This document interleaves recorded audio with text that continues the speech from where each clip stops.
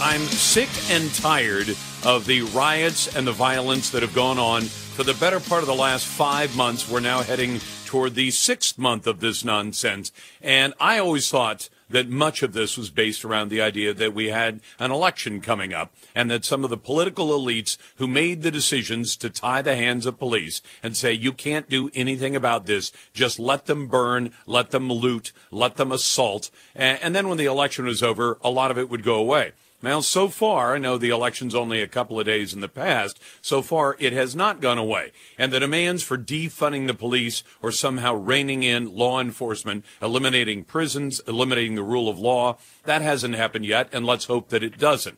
But are those protests and riots that we've seen for month after month and the literally billions of dollars of damage that they've done in America, are they going to actually accomplish anything? I thought I'd talk to Katie Gorka, who's the director of the Feulner Institute Center for Civil Society and the American Dialogue at Heritage. Join me.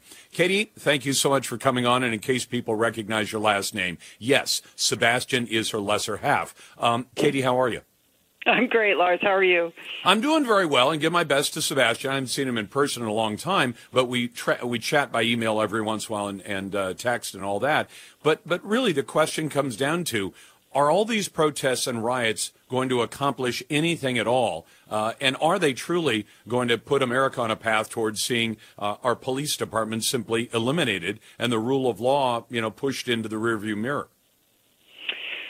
Well, I think that we really value protests in this country, right? Let's be honest about it. Protests are part of the sacred American tradition, but there's a way to do it and there's a way not to do it. And I think what we've seen in the last 5 months is the way not to do it.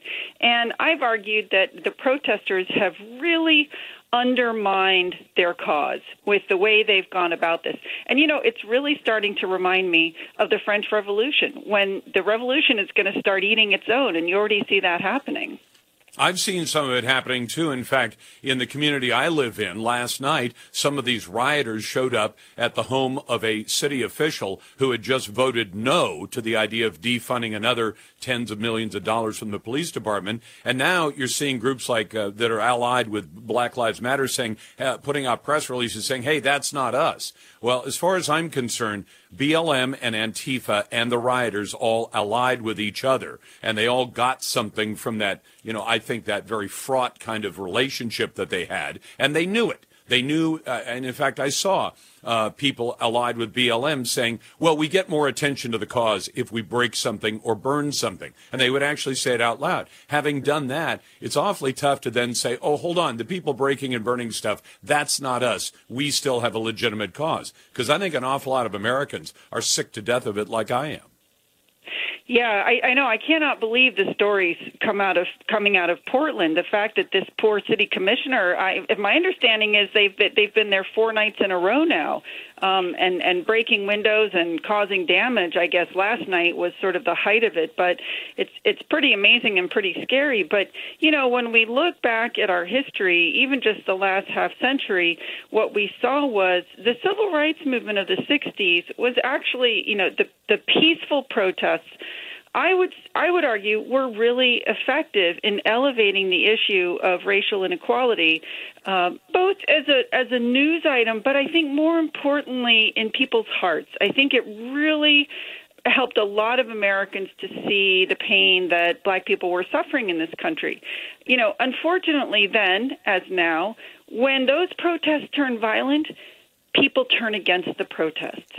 And that's what's happening today as well. I think that, that we had a moment, and it was, unfortunately, I think it was very short-lived, early on where really an extraordinary number of Americans took to the streets to protest the death of George Floyd.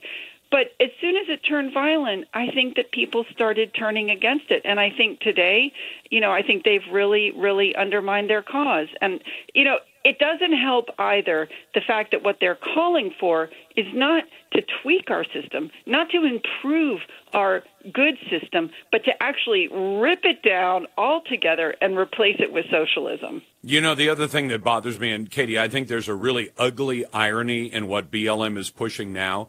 If you went back to Mark Twain's time, in fact, he wrote some famous essays. I used to read one of them on the air, but he used a word, as an abolitionist, he used a word that nobody can use in polite company anymore.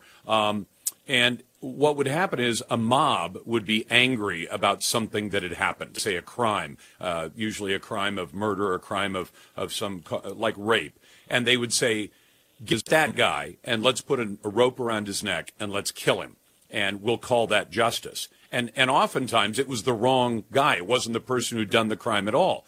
But they called it justice because a mob in the streets, usually a tiny group of people from the entire community, would say, we're the loudest mob, give that person over to us, we're going to kill him. And we said, well, that's horrible. That's awful that once happened in America. Well, today, what do you have? You have relatively small groups. I mean, they're scary in size, you know, by themselves, 5,000, 10,000 people who showed up in these big cities. And they start screaming and yelling in cities of hundreds of thousands of people who don't necessarily share their point of view. And they said, because we're a loud mob in the streets, we demand that you do things our way.